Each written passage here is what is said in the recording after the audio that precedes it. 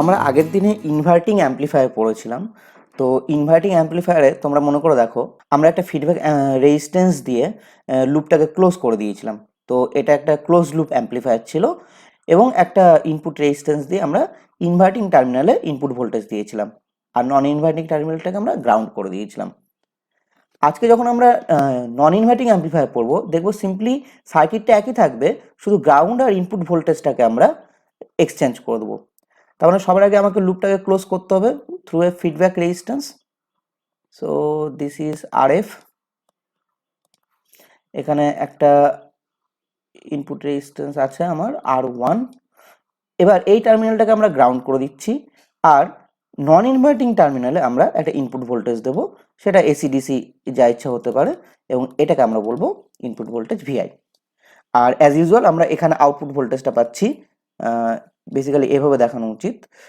এখানে volt metre লাগিয়ে দিয়ে আমরা এখানে আউটপুট ভোল্টেজ ভিও পাবো। তো এখানে দেখো, এই যে পয়েন্টটা যেখানে আগে আমরা ভার্চুয়াল গ্রাউন্ড পাচ্ছিলাম, এই পয়েন্টের ভোল্টেজটা কত হবে আমি সেটা ধরে নিচ্ছি, আগে দেখে নিচ্ছি। তো ধরে নিচ্ছি এই পয়েন্টটাতে যে ভোল্টেজ আছে সেটা হচ্ছে বি। তাহলে দেখো, যেহেতু ইনপুটে ইনভার্টিং আর নন ইনভার্টিং টার্মিনালের মধ্যে একটা ইনফাইনাইট ইম্পিডেন্স থাকে, ইনপুট ইম্পিডেন্স, তার মানে এই দুটো পয়েন্ট ইলেকট্রিক্যালি কানেক্টেড, অথচ এর মধ্যে কোনো কারেন্ট ফ্লো করে না। এটা ভালো করে দেখো, ফিজিক্যালি তুমি এখানে একটা ভোল্টেজ অ্যাপ্লাই করছো, অথচ এখান থেকে অপ অ্যাম্পের ভেতরে কোনো কারেন্ট যাবে না, এখানে কিন্তু কোনো কারেন্ট নেই।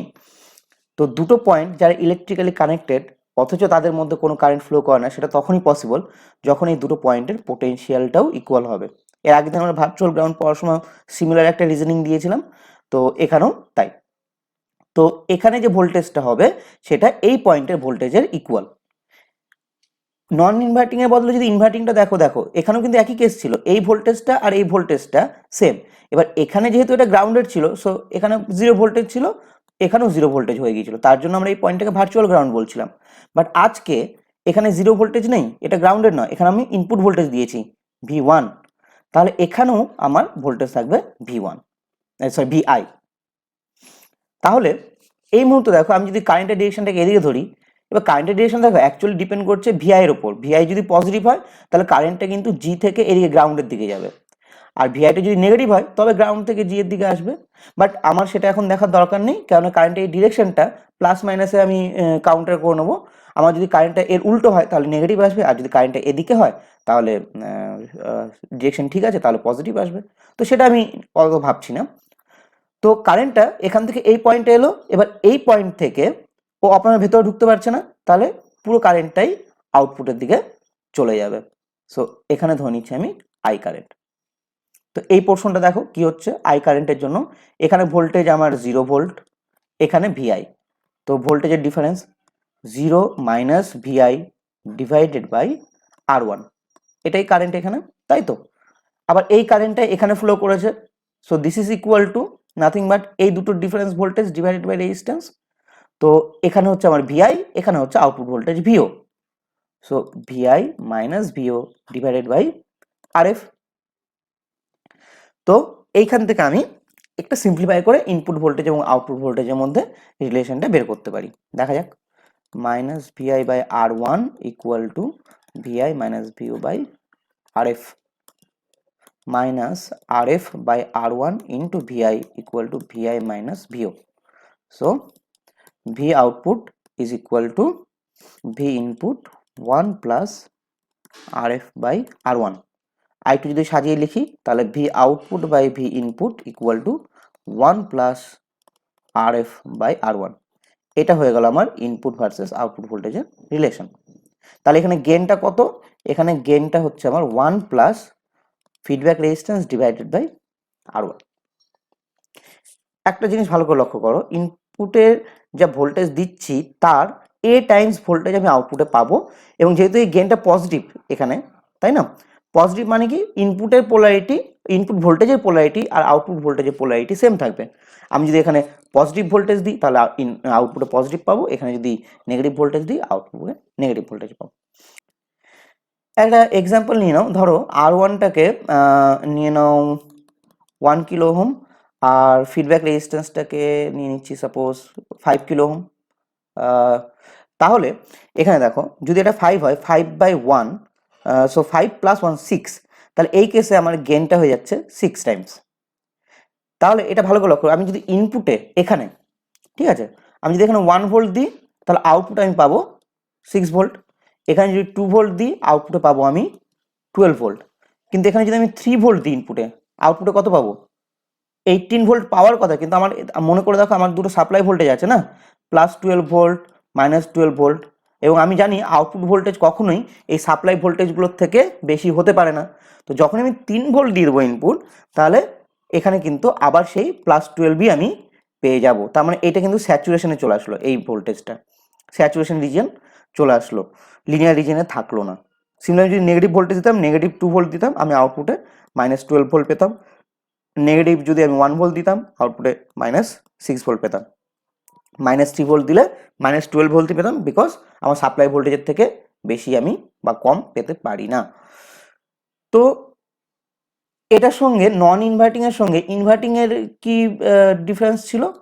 মনে করে দেখো, ইনভার্টিং এর যে গেনটা ছিল ইনভার্টিং অ্যাম্পলিফায়ারে, সেটা ছিল -RF/R1। তো ফার্স্ট ডিফারেন্স হচ্ছে অবভিয়াসলি পোলারিটি, এখানে একটা নেগেটিভ সাইন আছে, পোলারিটি চেঞ্জ করে দিচ্ছে। কিন্তু আরেকটা ইম্পর্টেন্ট ডিফারেন্স হচ্ছে এই রেশিওটা দেখো ফ্র্যাকশন হতে পারে, মানে তুমি 0.5, 0.2, 0.1 এই ধরনের গেন তুমি পেতে পারো।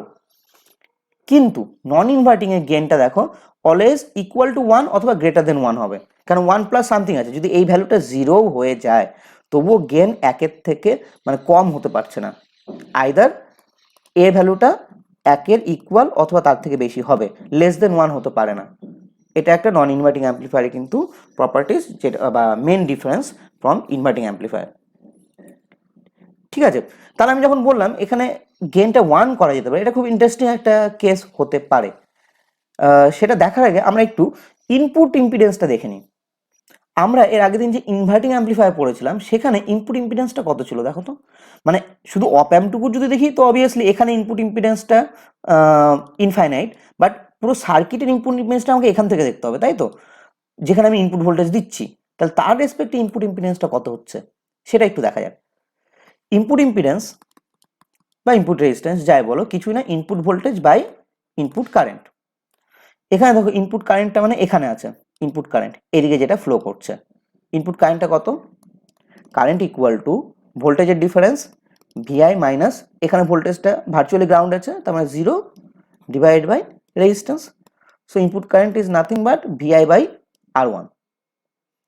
এই ভ্যালুটা আমি এখানে বসিয়ে দিই, তাহলে কি পাচ্ছি দেখো, V I divided by V I by R1। So V I V I কেটে গেল। So input impedance equal to R1। এটা হচ্ছে সার্কিটের ইনপুট ইম্পিডেন্স। তার মানে এটা কিন্তু একটা ফাইনাইট, এটা ইনফাইনাইট নয়। মানে তুমি যদি 1 কিলো ওহম দাও তাহলে 1 কিলো ওহম ইনপুট ইম্পিডেন্স, যদি 10 কিলো ওহম দাও তাহলে 10 কিলো ওহম। সো ইনপুট ইম্পিডেন্সটা খুব একটা হাই নাও হতে পারে আইডিয়ালি, মানে শুধু অপ অ্যাম্প দেখতে গেলে infinite, but inverting amplifier input impedance কিন্তু R1, ইনফাইনাইট না। কিন্তু আমি যদি নন ইনভার্টিং এরটা দেখতে চাই, নন ইনভার্টিং এর আরেকবার এখানে সার্কিটটা আমি ছোট্ট করে ড্র করে নিচ্ছি। এটা ইনপুট ভোল্টেজ। এবার দেখো নন ইনভার্টিং এর ইনপুট ইম্পিডেন্সটা input voltage by input current, কিন্তু এখানে ইনপুট কারেন্ট কিন্তু 0, কারণ আমরা দেখলাম যে যেহেতু অপ অ্যাম্পের এখানে ইনপুট ইম্পিডেন্সটা ইনফাইনাইট, সো এখান থেকে কোনো ভোল্টেজ, এখানে ভোল্টেজ অ্যাপ্লাই করলেও এখান থেকে কোনো কারেন্ট কিন্তু অপ অ্যাম্পে ঢুকছে না। So input current is equal two 0। তো এখানে যদি 0 বসিয়ে দিই, so input impedance is infinite. তো নন ইনভার্টিং অ্যাম্পলিফায়ারের ইনপুট ইম্পিডেন্সটা খুবই হাই হয়। এই প্রপার্টিটাকে অ্যাকচুয়ালি ইউজ করার জন্য আমরা একটা অপ অ্যাম্পের সার্কিট বানাই। নন ইনভার্টিং অ্যাম্পলিফায়ারের একটা স্পেশাল কেস, যেটাকে আমরা বলি বাফার অ্যাম্পলিফায়ার। অনেকে এটাকে বলে, পুরো নামটা বলে unity gain buffer, unity gain buffer amplifier, বা অনেকে বলে ভোল্টেজ ফলোয়ার, ভোল্টেজ ফলোয়ার, দুটো নাম আছে, ঠিক আছে। তো এখানে দেখো আমার নন ইনভার্টিং অ্যাম্পলিফায়ার গেনটা কত ছিল, 1 প্লাস RF বাই R1। যদি আমি RFটাকে 0 করে দিই আর R1টাকে ইনফাইনাইট করে দিই, তাহলে আমার গেনটা কত হবে, 1 হয়ে যাবে, কারণ এই পুরো পোর্শনটা 0 হয়ে গেল। তো বেসিক্যালি আমি কি করলাম, RFকে 0 করা মানে RFকে শর্ট করে দিয়েছি, কোনো রেজিস্ট্যান্স নেই। RF এর জায়গায় এভাবে আমি শর্ট করে দিলাম। আর আর ওয়ানটাকে ইনফাইনাইট রাখা মানে আর ওয়ানটাকে আমি ওপেন রেখে দিয়েছি, কোনো রেজিস্ট্যান্স দেয়নি, তার মানে ইনফাইনাইট রেজিস্ট্যান্স অ্যাপ্লাই করেছি।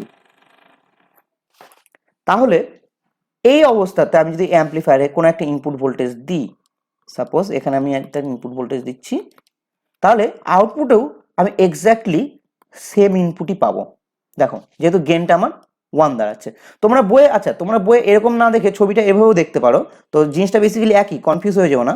ওখানে এইভাবে করে ফিডব্যাক দেওয়া হয়েছে আর এখানে ইনপুট দিয়ে দিয়েছে ভিআই। সো এখানে এটা ওপেন আছে বলে কনফিউজ হয়ে যাও না, এটা জাস্ট ইনফাইনাইট রেজিস্ট্যান্স দেওয়া, তুমি সিম্পলি এখান থেকে নিয়ে পুরোটা টেনে দিয়ে শর্ট করে দিতে পারো, ঠিক আছে। তো এর নামটা দেখো ইউনিটি গেন বাফার কেন বলছে, বিকজ এর গেনটা 1 হয়ে যাচ্ছে। আর ভোল্টেজ ফলোয়ার কেন নাম দেওয়া হয়েছে, কারণ আউটপুটের ভোল্টেজটা অলওয়েজ ইনপুটের ভোল্টেজটাকে ফলো করছে। ইনপুটে যা ভোল্টেজ দেবো আউটপুটে আমার সেই ভোল্টেজটাই পাবো। আমি যদি ইনপুটে কোনো একটা পার্টিকুলার একটা সিগন্যাল দিই, তাহলে আউটপুটে উইদাউট এনি মডিফিকেশন আমরা একদম সেম টু সেম একটা সিগন্যাল পাবো, কোনো রকম গেন হবে না। যেহেতু গেন 1 আছে, এই সিগন্যালের অ্যাম্পলিটিউড বাড়বেও না কমবেও না, ফেজের কোনো ডিফারেন্স আসবে না, exactly same to same voltage পাবো।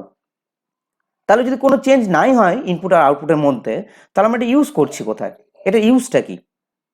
এখানে ইউজ দেখাতে গেলে আমাদের একটা কথা মাথায় রাখতে হবে, ইম্পিডেন্স ম্যাচিং করতে হয় আমাদের অনেক সময়। দেখো আমার বাফার অ্যাম্পলিফায়ার, এটার প্রপার্টি কি দাঁড়ালো, এর ইনপুট ইম্পিডেন্সটা খুব হাই আর আউটপুট ইম্পিডেন্স খুব লো, আইডিয়ালি ইনফাইনাইট এন্ড জিরো।